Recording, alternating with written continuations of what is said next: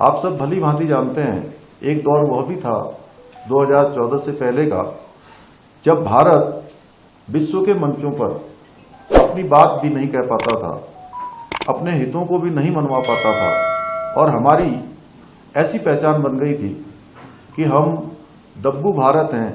पिछलग्गू भारत हैं और घपले घोटालों के देश के रूप में हमारी पहचान हो गई थी। ऐसे स्थिति से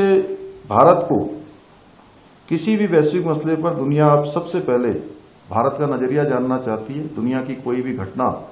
दुनिया के अंदर घटित होती है तो पूरी दुनिया आज भारत के रुख का इंतजार करती है। ये नया भारत बनाने का काम किया है और अर्थव्यवस्था के मामले में भी कोरोना महामारी में जहां पूरी दुनिया की अर्थव्यवस्थाएं चरमरा गई, लड़खड़ा गई, बड़े से बड़े देश आज बुरी तरह से अपनी अर्थव्यवस्था से परेशान हो गए,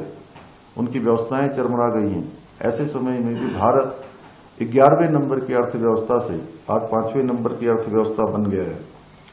और एक एक पल और एक एक क्षण आदरणीय प्रधानमंत्री मोदी जी ने देश को समर्पित किया है और 140 करोड़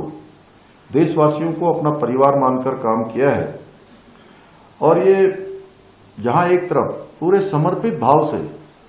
प्रधानमंत्री जी भारतीय जनता पार्टी एनडीए काम कर रही है, वही ये भारत के लोकतंत्र का दुर्भाग्य है कि आज जो विपक्ष है वो सतही विपक्ष मिला है, नकारा है। इसलिए इनके लिए सत्ता में आना तो बहुत दूर की बात है, लेकिन एक सकारात्मक विपक्ष को देश की तरक्की में उनका क्या विजन होगा ये देश के सामने प्रस्तुत करना चाहिए। आजकल आप देख रहे होंगे राहुल गांधी और उनके सहयोगी जो गठबंधन के लोग हैं वो बार बार खटाखट की रट लगाते रहते हैं। दरअसल ये सब लोग एक ऐसी व्यवस्था में एक ऐसी व्यवस्था के तहत राजनीतिक क्षेत्र में आए हैं कि इनको जो है अपने घर से, अपने परिवार से ये चीजें सब विरासत में मिली है। इनके लिए चूंकि ये चांदी का चम्मच लेकर पैदा हुए और ये इनको आसानी से सब कुछ प्राप्त होता चला गया, खटाखट मिलता चला गया, इसलिए इन्हें नहीं पता कि संघर्ष क्या होता है, विजन क्या होता है, दृष्टि क्या होती है और उस पर अमल कैसे किया जाता है। मोदी जी के लिए हमेशा सेवा, कर्तव्य और गरीब कल्याण की यही बातें हमेशा से उनकी प्राथमिकता रही है। इसके ठीक अगर हम इनकी बात करें, इंडी गठबंधन की बात करें, राहुल गांधी की बात करें या देश के अंदर अनेक शहजादे हैं, चाहे वो राहुल गांधी हों, अखिलेश यादव हों, ये सिर्फ सत्ता इनको राज करने के लिए चाहिए। सत्ता पाने के लिए ये लोग एक खास वोट बैंक को साधते साधते इतने नीचे गिर जाते हैं तो इनका बस चले तो देश के जो संसाधन हैं इसके साथ साथ देश की संपत्ति भी छीन कर ये अपने जो खास इनका वोट बैंक है उनके चरणों में डाल दे। चाहे बात दलितों की हो, पिछड़ों की हो या आरक्षण में मुसलमानों को शामिल करने की हो या फिर संसाधनों में, इनको हमेशा ये पहला हक देने की बात करते हैं। और ये काम इन्होंने आज कर्नाटका में कर दिया।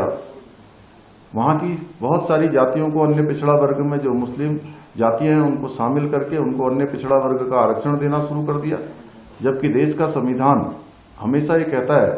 उसमें संविधान में प्रावधान किया गया है कि धर्म के आधार पर कोई आरक्षण नहीं होगा। जाति के आधार पर आरक्षण की व्यवस्था की गई थी, उसको भी इन्होंने संविधान को एक तरह से पिछले दरवाजे से